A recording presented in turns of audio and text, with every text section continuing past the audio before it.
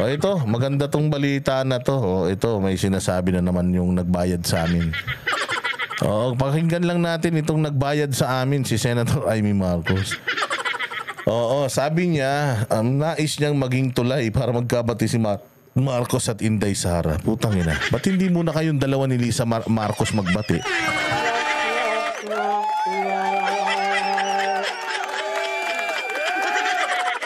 Kayo muna kaya ni Lisa Marcos ang magbati. Pagbabatiin mo na si Inday tsaka si Bongbong, kayo nga ni Bongbong, di nga kayo bati.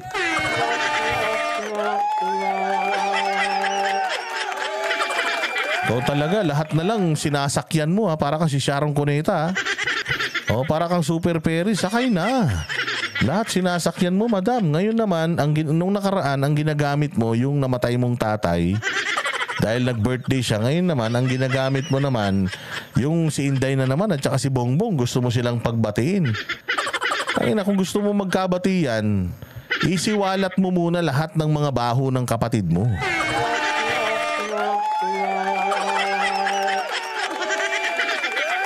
Isiwalat mo lahat ng baho, isiwalat mo lahat ng kabulastugan.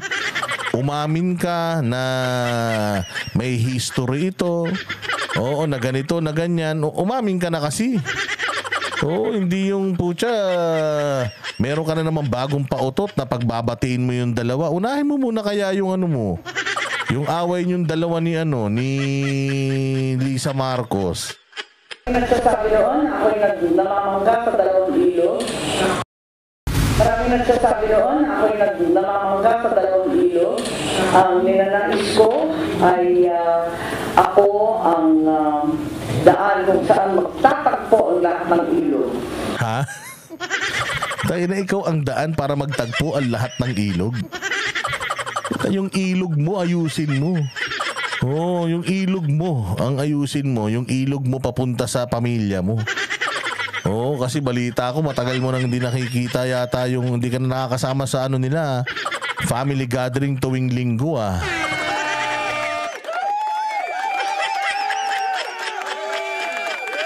Hindi, sabi ko nga sa inyo, nanonood itong mga ito sa atin eh.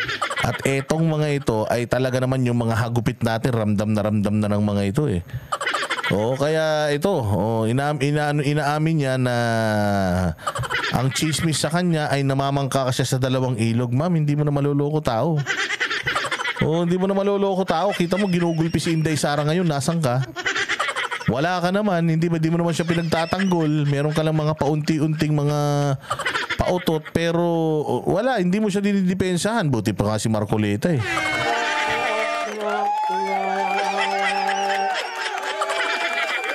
Kaya pala baha daw sa Metro Manila, ikaw ang may control sa mga ilog eh. Walang hiya oh. Tangway, ika nga sa atin. Walang kakampihan para walang alitan at walang turuan. Walang kakampihan para walang alitan at walang turuan. Alam mo na gugulpihin ni Inday yung kapatid mo. At pagdating ng oras na yon, hindi mo kayang iwanan yung kapatid mo because blood is thicker than water. Kahit na ang pag-uusapan dito ay yung lagay ng bayan natin versus lagay ng pamilya nyo, in a heartbeat, uunahin mo yung kapakanan ng pamilya mo. Kahit na alam mo na yung kapatid mo may history at delikado na siya ang nagpapatakbo ng bayan natin, mas uunahin mo pa rin yung kapatid mo, yung apelyido nyo. Kasi ano ba naman ang Pilipinas sa inyo? Wala naman talagang kwenta bayan sa inyo eh. Ang kwenta sa inyo, yung reputasyon ng pamilya nyo. Ito ang binigyang diin ni Senator Amy Marcos matapos tumangging maging bahagi ng senatorial slate sa ilalim ng alyansa para sa bagong Pilipinas na binuo ng kapatid nitong si Pangulong Ferdinand Marcos. Anong umayaw ka? Ang ina-style mo bulok. Ikaw nga una naglabas nung listahan na to eh. Sinasabi mo na umayaw ka sa paanyaya nila, nek mo. Wala pa tong final na line-up. Nilabas mo na yung line-up nyo. Ibig sabihin, sabik ka.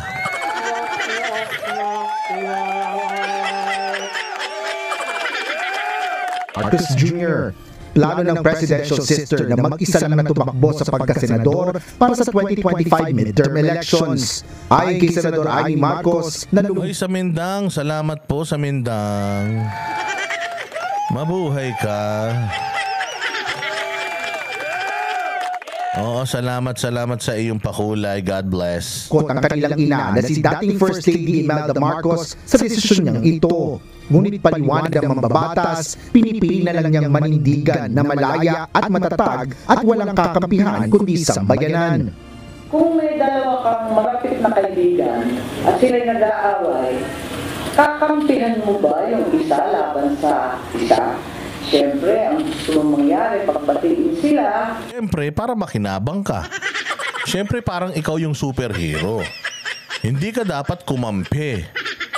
Oo, kailangan dun ka sa gitna kasi para mag-eleksyon pa naman, mapakinabangan mo yung mga loyalistang botante at saka yung mga DDS na botante. Siyempre, alam na namin yung scam mo, madam. Huwag mo na kaming lokohin.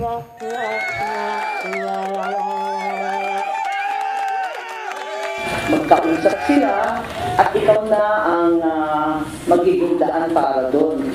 At kung hindi pa sila handa na magkaisa, maghihintay ka muna sa tabi. Hindi ka papanig doon sa isa at ayaw na ayaw mo na magkaroon ng alitan yung mga kaibigan mo. Dagdag pa ng senador sa pagtakbo niya bilang Tama, mga sinasabi mo pa lang eh. Oh, doon ka lang sa gilid. Gamitin mo yung oportunidad. Oh, gamitin mo yung oportunidad. Wala na napansin nyo si Madam, yung enthusiasm sa kanyang mga pagsasalita, wala na masyado. Alam mo kung bakit?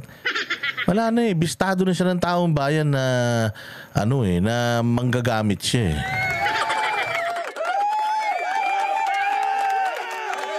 Hindi lang to namamangka sa 2 ilog. Pucha, baka nga sa 5 ilog pa namamangka ito eh. Oh, yung mga ganyang style. For the longest time, siguro maloloko nyo tao. Pero ngayon, wala na. Si Inday na mismo ang nag-expose sa'yo, Amy. Si Inday na mismo nag-expose sa'yo na manggagamit ka talaga.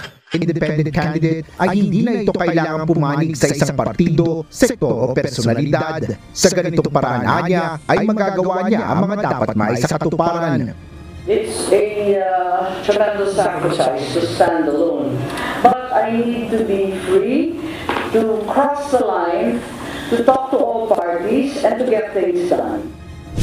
Dagdag pa ni Senador Amy Marcos, wala namang problema sakaling maimbitahan siya na umakyat ng entablado ng alyansa ni PBBM. Ngunit kinatatakutan niya ang mainit na halalan at masasakit na banat, kaya maigi na lang niyang lumayo at magsarili. Kasi nga, halatado siya.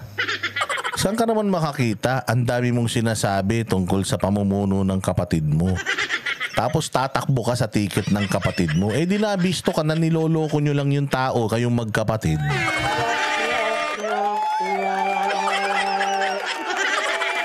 Diba? Di ibig sabihin, niloloko nyo lang yung taong bayan. Katulad ngayon, Amy, nung issue ng drugs, nung kapatid mo, ba't hindi ka umiimik? If there is one person na nakakaalam whether yung kapatid mo may history o wala, ikaw yun. Ading mo yun eh. Diba? Sabi nga ni Maharlika kanina yata, tsaka ni Kati Binag, alam daw nito eh. Yung ginagawa ng kapatid pero kinukonsinti mo. Ngayon, tatanungin kita, bayan o pamilya? Kasi kung bayan o pamilya, kung pipiliin mo bayan, bakit hindi mo kumpirmahin sa amin na maging kasama ka namin sa paghiling sa kapatid mo na mag-undergo ng drug test? Diba? Kung talagang bayan. Pero kung pamilya, mananahimik ka. Yun ang ginagawa mo for the past few weeks.